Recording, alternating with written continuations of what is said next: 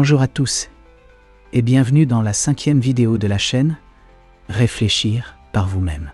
J'ai déclaré à plusieurs reprises sur cette chaîne qu'il fallait toujours vérifier par vous-même les données quand c'est possible, surtout lorsqu'elles proviennent de quelqu'un qui a un biais catastrophiste concernant le changement climatique.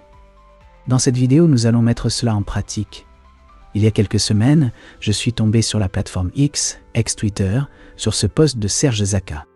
Même s'il s'agit d'une personne très sérieuse, il présente sur les réseaux des posts avec un biais plutôt très alarmiste, voire catastrophiste, sur le changement climatique. Même si dans les faits, il parle surtout de météo dans la plupart de ses posts. Et il a une forte tendance à nous présenter des cartes avec une colorimétrie plus ou moins apocalyptique, c'est le moins que l'on puisse dire, et on sait qu'il fait ça exprès pour embêter une partie de la communauté. Peut-être a-t-il raison? Peut-être a-t-il tort sur ses positions? Je ne sais pas, j'ai donc fait mes propres recherches. Dans cette vidéo, nous allons passer à la pratique. Je vais vous montrer comment je procède. Évidemment, je ne vais pas pouvoir débunker tous ces tweets catastrophistes sur X, et je pense que, probablement, que 80% ou plus de ce qu'il présente est irréprochable. Mais nous allons voir qu'il faut toujours garder l'esprit vif et sceptique vis-à-vis de ce qu'on voit sur Internet et sur les réseaux sociaux, même vis-à-vis de personnes qui ont une bonne réputation.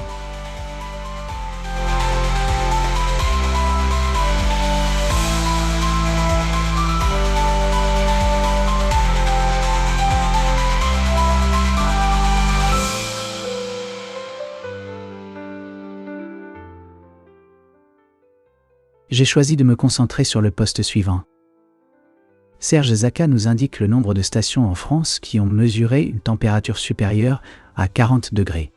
Il se base sur un échantillon de 100 stations, appelé Réseau principal de Météo France. On peut voir que ce nombre est quasiment nul des années 50 aux années 2000, avec quelques fluctuations statistiques, et puis il augmente fortement à partir de 2003. Même si je ne nie pas qu'il y a eu en France un réchauffement moyen de un peu plus de 1 degré durant cette période, ce changement radical m'a étonné et me paraît pas très cohérent avec ce qu'on sait de l'évolution de la température moyenne au niveau international. Deux choses me titillent. Pourquoi seulement 100 stations? Alors que plusieurs milliers sont disponibles partout en France. Les statistiques semblent assez faibles comme on a seulement 100 stations. Et il ne met pas d'intervalle de confiance statistique. De plus, on ne sait quasiment rien de comment il a obtenu ce graphique. On ne sait pas s'il utilise toujours les mêmes stations. Et il me semble que de simplement compter tout ce qui passe au-dessus d'une limite arbitraire de 40 degrés ne signifie pas grand-chose. Pourquoi pas 35 degrés par exemple?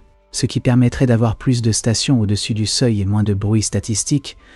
En fait, oubliez tout ça. Ça serait plus logique de ne pas avoir une limite fixe, mais une limite qui dépend de la station donnée. Car une station donnée peut être localisée n'importe où en France et à différentes altitudes par exemple. Et en sélectionnant 100 stations, il est largement possible de biaiser le jeu de données. Donc sa méthode semble très bancale et peu rigoureuse. Il est évidemment très important de prendre le jeu de données le plus large possible et de ne pas faire de cherry-picking sur certaines zones particulières. Or, les données de plus de 2000 stations sont disponibles publiquement. Pourquoi en utilise-t-il seulement 100? Heureusement pour nous, les données climatiques de Météo France sont publiques. Nous allons donc pouvoir les examiner par nous-mêmes. Et donc, au lieu de critiquer, essayons de faire un travail plus rigoureux que ce que nous a proposé Serge Zaka. Les données climatiques, qui incluent les températures, sont accessibles sur le site suivant. Voir aussi le lien en description de cette vidéo. J'ai téléchargé les données disponibles pour 95 départements de métropole. C'est un peu fastidieux, mais faisable. En principe, j'aurais pu aussi utiliser l'API pour que ce soit plus facile. Je tiens à remercier Météo France et les différentes équipes de nous fournir gratuitement ces données. Je suis content que mes impôts servent à ça et que les données ne soient pas réservées aux météorologistes, aux climatologues qui, comme on le sait, sont incités à être très biaisés vers l'alarmisme climatique. Ouvrons un fichier. Les différents paramètres qui nous intéressent sont NUM poste, numéro Météo France du poste sur 8 chiffres. Nom usuel, le nom usuel de la station. Lat et longue sont la latitude et la longitude de la station. Alti est l'altitude. Les lettres suivantes correspondent au jour des mesures, au format année, mois, jour. TN, la température minimale du jour, sous abri, au dixième près, en degrés. Ensuite, TX et TM sont la même chose, mais pour les températures maximales et moyennes du jour. J'ai donc réalisé ma propre analyse sur ces données. Les codes Python ainsi que le jeu de données complet utilisé sont disponibles en description. Je propose donc la méthode suivante qui me semble beaucoup plus solide que ce qu'a fait Serge Zaka. À la place de cette limite dure de 40 degrés partout, il est beaucoup plus judicieux de calculer un niveau de température extrême, station par station. Et oui, si vous ajoutez des stations dans des endroits très chauds, vous pouvez artificiellement d'un coup avoir plein de mesures au-dessus de 40 dans votre jeu de données. Et ce qui est assez vicieux, c'est que ça peut même arriver si vous gardez exactement les mêmes stations, mais que l'environnement autour d'elles change au fil des décennies, avec l'extension de l'urbanisme par exemple. Un moyen de réduire cet effet sans pour autant l'annuler, c'est d'utiliser le plus de stations possible. Et c'est ce qu'on fait ici. Dans un premier temps, on va définir un seuil de température extrême qui sera différent pour chaque station. En essayant un peu, j'ai trouvé que le percentile 99,9 de la distribution de température sur une période donnée permet d'avoir des températures assez chaudes aux alentours de 40 degrés dans les stations les plus chaudes de France. Ce sera donc notre seuil de température extrême. On va calculer ce percentile sur le plus de données possible sur la période de 1960 à 1990. Ce sera notre période de référence. Évidemment, ce choix d'intervalle est arbitraire. Idéalement, il faudrait plutôt quelque chose de plus large et de plus ancien commençant par exemple en 1900, mais on ne dispose pas de ces données. Voici un exemple qui illustre ce qui est fait ici. Voici la distribution des températures journalières de 1960 à 1990 pour la station de Belcaire, en Occitanie. La ligne rouge délimite le 99,9e percentile, c'est-à-dire que 99,9% des valeurs sont en dessous et 0,1% sont au-dessus. Ici, ça correspond à la température de 33,88 degrés.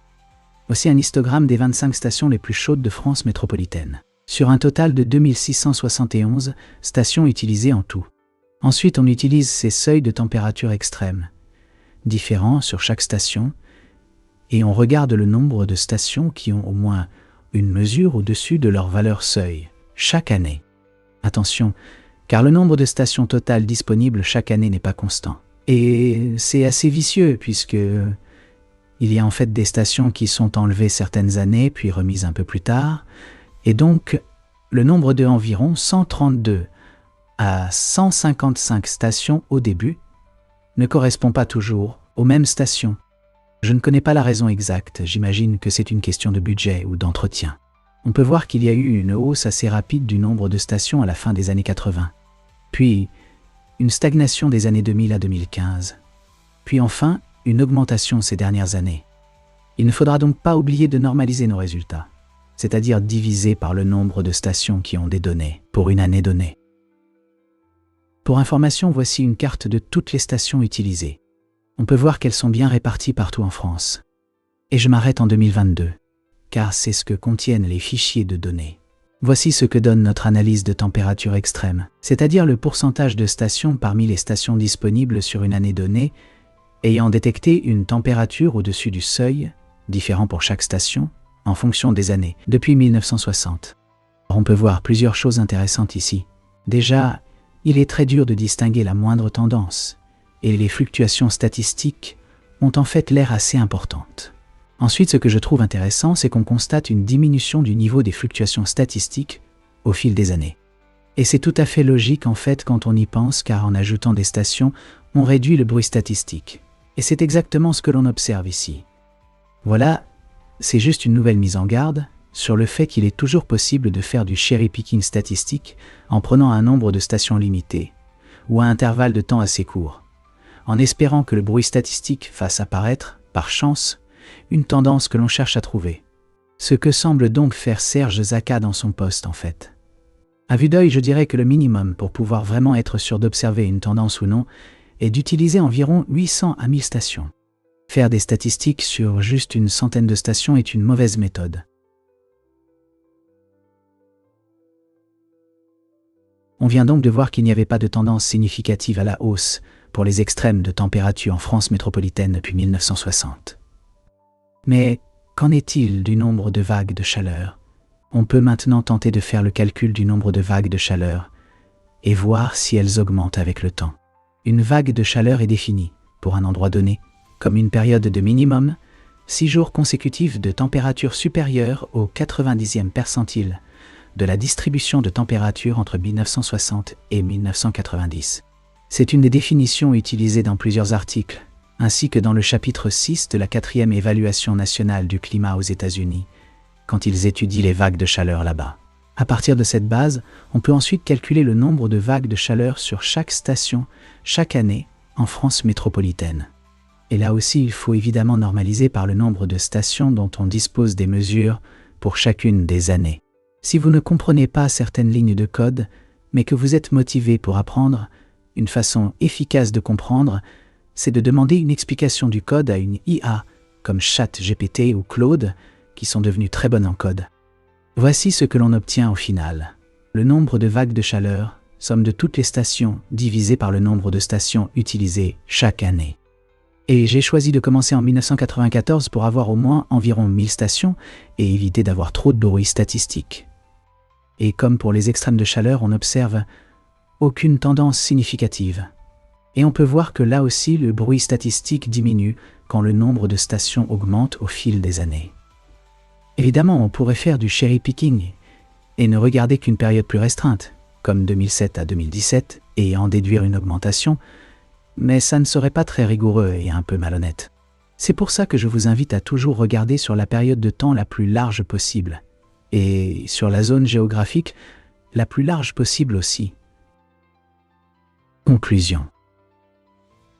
Concernant Serge Zaka, il semblerait donc que son but soit plutôt d'essayer de pousser la narrative alarmiste, plutôt que d'essayer d'être objectif et rigoureux vis-à-vis de ces données et des méthodes utilisées. En tout cas pour cet exemple, et évidemment, on ne peut pas généraliser sur un seul exemple. Et puis je tiens à signaler aussi qu'il y a sûrement un biais du survivant énorme dans ce qu'il veut bien nous montrer dans ses posts sur les réseaux. Il nous montre les cas où il est arrivé à bidouiller ces jeux de données pour servir sa rhétorique alarmiste, en évitant de nous montrer tous les cas où les données auraient contredit cette rhétorique. Mais ce n'est que mon avis. Je vous invite donc à toujours être sceptique, et ce pas uniquement vis-à-vis des alarmistes ou des catastrophistes, mais vis-à-vis de tout le monde, et même vis-à-vis de moi. Allez sur le dépôt GitHub, essayez de faire tourner le code Python par vous-même, voir si je ne vous raconte pas de salade. C'est le but de cette chaîne, de toujours vous amener à réfléchir par vous-même. En fait, j'espère sincèrement que mon travail peut vous rassurer et vous faire vous sentir mieux, en atténuant le plus possible une potentielle anxiété climatique que vous pourriez avoir développée en suivant trop les comptes alarmistes ou catastrophistes sur les réseaux. Voilà, merci d'avoir regardé cette vidéo. N'hésitez pas à utiliser les commentaires pour me poser des questions ou exprimer votre accord ou désaccord. N'oubliez pas de laisser un like et de vous abonner. Et à la prochaine pour une nouvelle vidéo.